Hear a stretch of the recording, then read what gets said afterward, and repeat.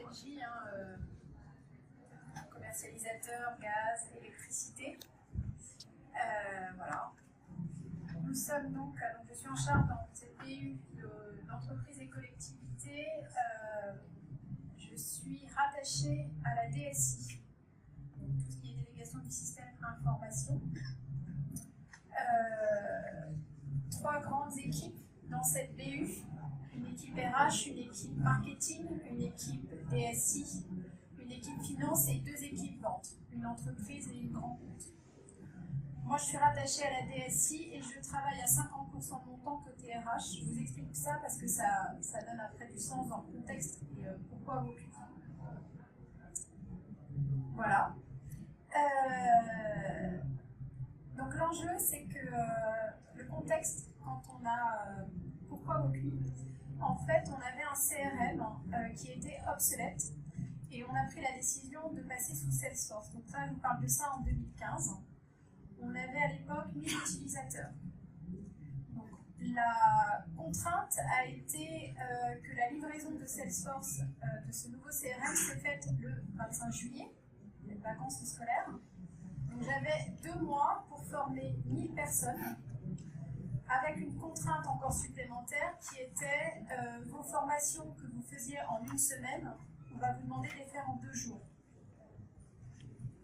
Donc, je résume, un nouveau CRM qui concerne 1000 personnes, 2 mois pour former tout le monde, en pleine période scolaire et avec des formations de maximum 2 jours. Pour arriver à ça, on a fait quoi? Eh bien, on a essayé de changer, mais on a carrément changé notre façon de former. Au lieu de faire 1 semaine de présentiel, on a complètement cassé le système. Tout ce qui était théorie, on l'a passé sous forme de MOOC. Donc on a fait notre CRM, il y avait à peu près 5 heures, aujourd'hui il y a 5 heures de MOOC en forme ludique avec des petits films de 2 minutes maximum. Tout ça s'est passé dans les MOOC.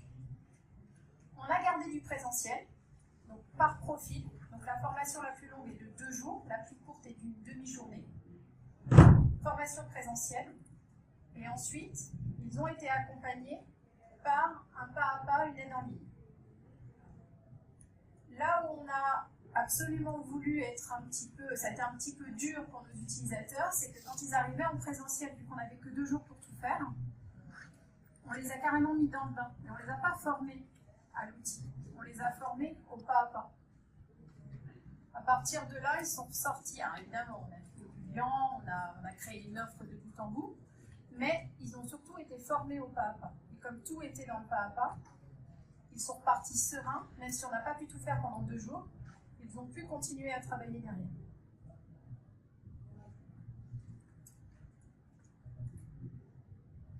Touchflow, donc la société, nous avait contacté en 2015, oui, parce que nous on a livré en juillet 2016, donc ils sont arrivés 4 mois avant qu'on prenne la décision de tout implanter dans Salesforce et de tout mettre en place. Quand la présentation a été faite, avec toutes les fonctionnalités de pas à pas, de communication aussi, parce que Vocui, ce n'est pas que du pas à pas, ça permet aussi de communiquer dans l'outil. On avait déjà, donc on savait qu'il y avait cette solution, on ne savait pas encore comment on allait l'exploiter, mais elle a été évidente au moment où on a décortiqué nos formations en 3 parties.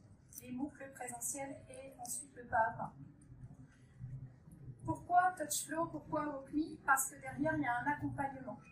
Je sais que certains d'entre vous ont déjà eu contact avec eux. Vous êtes réellement accompagnés tout au long du développement. Et même après, quand on a livré, ils étaient encore là et ils sont toujours là parce que vous allez voir qu'il y a une suite. Il y a un vrai accompagnement métier et ils sont très proches et ils vous aident dans toutes vos démarches. Vous allez même avoir, je vais vous parler après de ce que nous on en a fait, parce qu'on est allé plus loin que ce que proposait l'outil. Et voilà, ils ont même pris, eux, de ce que nous on avait, des nouveautés qu'on avait proposées. Alors, aujourd'hui, Vocui chez Engie, c'est quoi? C'est une 60aine de pas à pas. Donc, quand ils se présentent dans le CRM, ils ont un petit moteur de recherche. un système de mots-clés, ils trouvent, voilà, par exemple, créer un interlocuteur, ils ont juste à saisir interlocuteur et ça leur amène le pas à pas. Et ça va les guider tout au long du CRM pour arriver à la création. Donc on n'est pas en train de jouer, on apprend en même temps, mais on fait les choses en même temps que l'outil. Donc NG, c'est 60 pas à pas aujourd'hui. C'est un moyen de communication directe. Donc ça permet aussi WalkMe de faire des shout-outs. Donc il y a une pop-up qui s'ouvre et qui vous permet de mettre de la communication. Donc là, par exemple, à chaque fois qu'on met une livraison outil, notre CRM évolue tous les trimestres. Dès qu'il y a une livraison, on liste les nouveautés dans cette pop-up d'ouverture et on fait un lien vers le mode opératoire ou les modes opératoires s'il y en a plusieurs avec toutes ces nouveautés outils. On a mis en place la gamification. Alors c'est là où j'ai un peu détourné WalkMe tout au démarrage. WalkMe permet de mettre des petits launchers pour pouvoir, quand vous cliquez dessus, avoir un mode op ou avoir une info, une consigne. Et en fait, le petit launcher, je m'en sers au fil du temps. Là, en ce moment, c'est Halloween, donc on a caché des citrouilles dans notre CRM. Alors, ça paraît joke comme ça, mais en fait, on est allé placer les citrouilles là où il y avait toutes nos nouveautés outils. Le premier qui trouve la citrouille reçoit un cadeau. Il y a une analytique qui vous permet tout de suite de savoir quel est le premier qui a cliqué. Et donc, vous prenez le nom, vous envoyez le petit cadeau. C'est bête, mais ça marche. Et en plus, eux, ils jouent, mais en même temps, ils voient la nouveauté. Alors, je fais ça au moment d'Halloween, mais je fais aussi ça à Noël, je fais la galette, je fais dès que je peux, dès qu'il y a une nouveauté, on se sert de l'actualité pour aller mettre le petit visuel qui va bien. Le suivi du taux d'utilisation, donc il y a un analytique qui est assez extraordinaire. Ça vous permet de savoir par exemple la pop-up d'ouverture, le shutout. Vous savez qui l'a vu, qui l'a fermé, mais vous savez aussi dans ceux qui l'ont vu, ceux qui ont cliqué sur le lien. Donc vous avez un taux d'utilisation sur tout. Qui a utilisé tel pas, qui a utilisé tel launcher. Il y a vraiment la possibilité de savoir si ce que vous faites est utilisé. Ça va même plus loin, par exemple dans les mots-clés, moi au démarrage, je crée le pas à pas, je mets des mots-clés, mais voilà, je ne pense pas à tout. Eh bien, je peux voir les saisies. Je me dis, tiens, soit j'ai oublié un mode opératoire, soit j'ai oublié un mot-clé. Et ça me permet de renforcer et d'améliorer ce qui est déjà créé. Une base de données accessible en 2 clics. En plus du pas à pas, ce qui est demandé, nous, chez nous, en tant qu'utilisateur, c'est, voilà, j'ai besoin d'aller vers tel outil pour pouvoir aller chercher nos prix afin de remplir notre CRM. Ça me fait ouvrir un autre lien, aller chercher mon favori, je prends trop de temps. Eh bien, on peut mettre des liens directs. Donc, on a mis ici, par exemple, toute notre base de tarifs. Donc, ils cliquent, ça ouvre une deuxième page, mais ils n'ont pas à aller rechercher dans leurs favoris. Donc, il y a la possibilité, en 2 clics, d'aller vers des liens. Donc, de mettre des vidéos, de mettre des modes opératoires, de mettre un lien vers un barème. Donc, voilà aujourd'hui nos 5 utilisations de WalkMe. WalkMe, donc nous, ça fait 2 ans qu'on l'utilise. On est aujourd'hui 650 agents. J'ai pratiquement 590 utilisateurs jour. Voilà, tous ceux qui vont dans notre CRM. Et on a 500 prestataires externes qui utilisent aussi WalkMe via notre CRM. L'avantage, c'est qu'avec les évolutions de WalkMe, par exemple, nos prestataires, je peux segmenter. Il y a des modes opératoires auxquels je ne leur donne pas accès, et d'autres, il n'y a que eux qui les voient, parce qu'ils viennent dans notre CRM faire que telle ou telle action. Donc ça, il est possible de le segmenter. Dans les nouveautés aussi, et pas des moindres, quand on a pris WalkMe il y a 2 ans, on avait pris WalkMe uniquement pour notre CRM.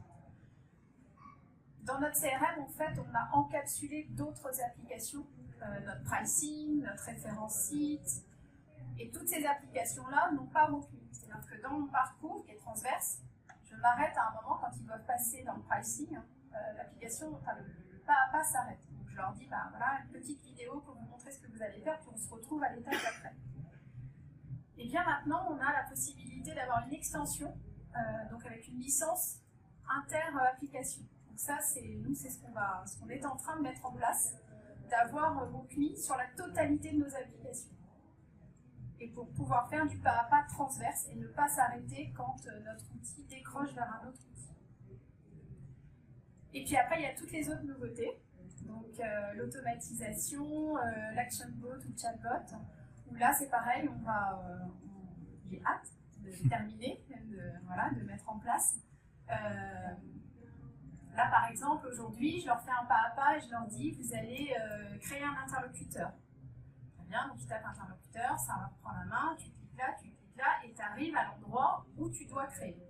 L'automatisation, en fait, quand ils vont dire je veux créer un interlocuteur, les 4 clics qui servent à rien là, pour arriver au moment de la création, eh bien ça va le faire pour eux. Donc on va gagner du temps, et moi je vais gagner, eux vont gagner 4 clics, et on va se retrouver directement à l'endroit où ils doivent créer leur interlocuteur.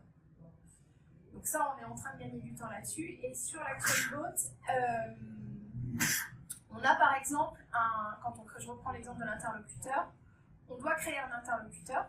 Bah, plutôt que d'aller dans le champ, de remplir tous les champs pour que mon interlocuteur soit créé, directement dans une petite fenêtre, on va répondre à des questions. Il s'appelle un tel, il porte tel nom, il est de telle société. Je vais remplir tout ça au même endroit à la ligne et automatiquement l'outil va le faire pour moi et va aller remplir les champs.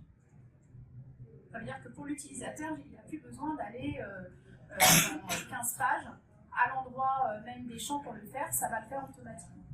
Donc ça, c'est d'autres nouveautés qui arrivent et qui sont déjà là et dans lesquelles nous, on va monter là très prochainement. Voilà, donc on est très content de WalkMe.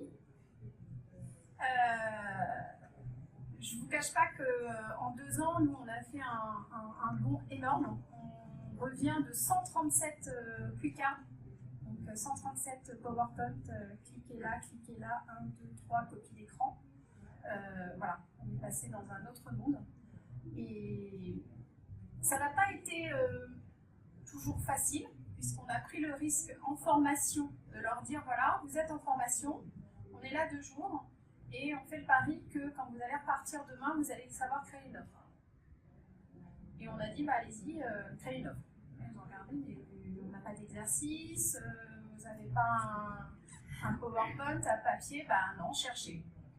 Puis il y en a un qui a commencé à trouver le petit bouton là, aidez-moi, qui a tapé offre, et puis hop, ça l'a pris en main.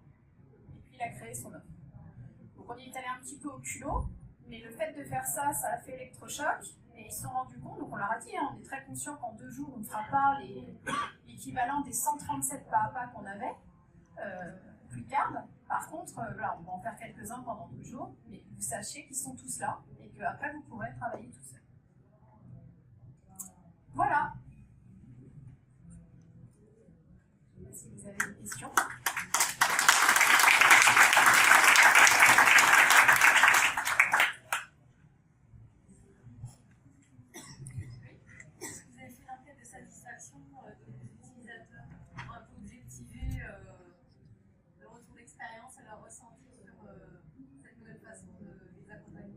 Alors, tout au démarrage, sur certains pas à pas, on a mis à la fin des pas à pas des petites enquêtes pour leur demander ce qu'ils venaient de vivre, ça leur paraissait intéressant et si c'était bien et si ça répondait à leurs attentes.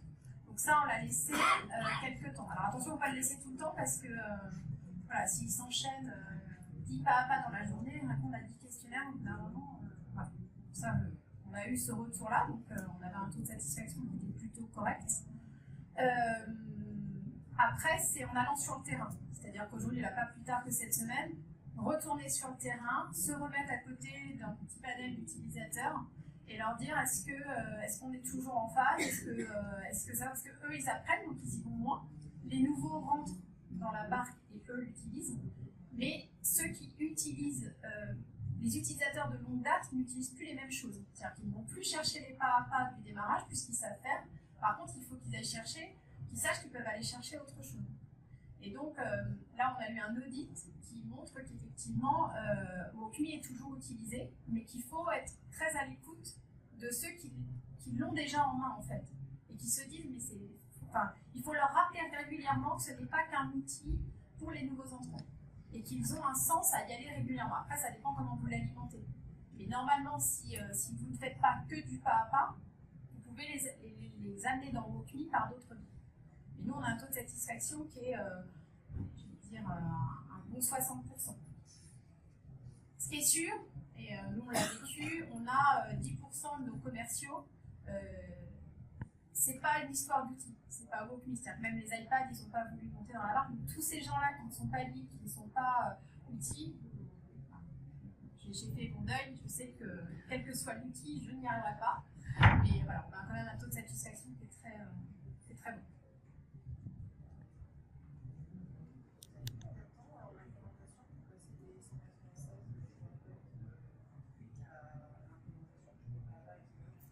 Alors, j'ai été formée par Marc en avril 2016, et on a livré le 25 juillet 2016.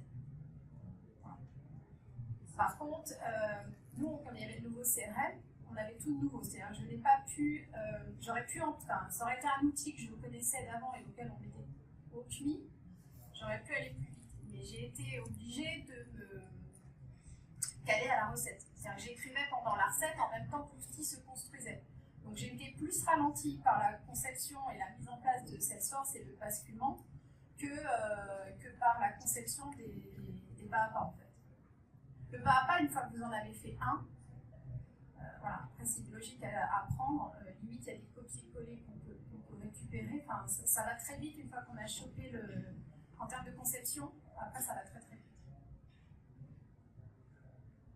Il y a eu beaucoup d'erreurs de saisie, parce que parfois des erreurs dans ce que vous expliquez à vos collaborateurs, est-ce qu'ils peuvent aussi remonter en cas d'erreur? Alors, c'est pas beaucoup d'erreurs, c'est qu'en fait, quand vous concevez votre pas à pas, on est tous différents, et moi je vais avoir l'idée de cliquer tel endroit, tel endroit, tel endroit, tel endroit. Et en fait, je me rends compte que le voisin à côté, il va faire la même chose, mais il ne va pas commencer au même endroit. Et c'est plus là où je me suis fait surprendre. Donc, là où j'ai eu de la chance, c'est que quand on a démarré, comme on était en période de recettes, on avait 40 ambassadeurs qui étaient là pour déployer aussi l'outil et porter Salesforce. Et je me suis servi de ces ambassadeurs-là. C'est-à-dire que quand j'écrivais un mode opératoire en recette, pendant 2-3 jours, ils devaient tester, en même temps qu'ils testaient l'outil, ils testaient via le mode opératoire. Et là, ça m'a permis de voir que ma logique, c'est pas celle du voisin. Et d'ajuster en disant, bon bah voilà, il va falloir redéplacer là, ou commencer peut-être par là, ou faire des laisser le choix de cliquer à tel ou tel endroit. Donc c'est pas vraiment des erreurs, c'est plus une logique, et même encore maintenant, de se dire, non, on pense tous différemment, donc il faut bien réfléchir quand on présélectionne un choix. Vous avez dit au début que les RH en fait étaient impliqués dans le projet. Vous avez un dessus. Je veux bien savoir pourquoi en fait ils ont été impliqués. Alors ils ont été impliqués parce que quand on a découpé toute cette formation qui était d'une semaine très lourde, avec c'était vraiment du présentiel avec du PowerPoint enfilé pendant 5 jours, on les a impliqués parce que le fait de sortir les MOOC, de les mettre dans de la théorie, de faire du présentiel et de se dire, oui, c'est de la formation en fait. Donc le RH est monté et de se dire, le taux d'utilisation, il est exploité côté RH en montrant, vous voyez, il se forme, il s'auto-forme, mais il se forme. Donc on essaye, alors nous on a mis des petits quotas en se disant, bah voilà, si tu fais une création d'offre de bout en bout, on considère que ça représente 1 heure, et donc tous les nouveaux, s'ils l'utilisent, c'est considéré comme 1 heure de formation, d'auto-formation. Et le fait de dire ça, et le fait de prendre l'heure, et le fait de l'inclure dans le parcours de formation de la personne, juste porter quoi, parce que t'es pas en train de t'amuser, t'es pas en train d'utiliser, tu es en train de te former, et c'est comptabilisé dans tes heures de formation. Oui. Ah oui. C'était info ou info consulting? Non, info. Non, ils ont complètement adhéré au projet. Non, c'était une info ou une info consulting? Vous aviez besoin d'avoir leur. C'était juste une information. Ah non. Oui, ils devaient rendre un avis. Alors, non, ils ont rendu un avis. Voilà, ils ont rendu un avis, et qui a été positif. Au contraire. Enfin, ils avaient même, parce qu'ils ont eu très peur. Quand je vous remettais le contexte, livraison en plein été, 1000 personnes en 2 jours. Voilà. C'est quoi l'outil miracle qui va faire tout ça? Ouais, ils ont été consultés en amont. C'est quoi les métiers clés en fait qui permettent de dire à la fin de l'adoption sur le CRM? C'est des heures, des nombres de connexions par jour, des heures de connexion. Je sais pas si vous voulez. Alors, le taux d'utilisation, en fait, WalkMe a permis de voir qui utilisait le CRM. Au-delà du pas à pas et au-delà de tout ça, on sait le nombre de connexions. Rien que de mettre on a mis une chat-out d'ouverture en disant bienvenue dans votre nouveau CRM, avec un petit lien, une petite vidéo. Voilà, déjà, on savait le nombre de personnes qui, le premier jour, avaient été utilisées Salesforce. Et ça permet de suivre ça sans forcément qu'ils utilisent le pas à pas. On sait qui est dans l'outil et à quel endroit. Là-dessus, ça sert, en termes d'utilisation, ça sert à ça.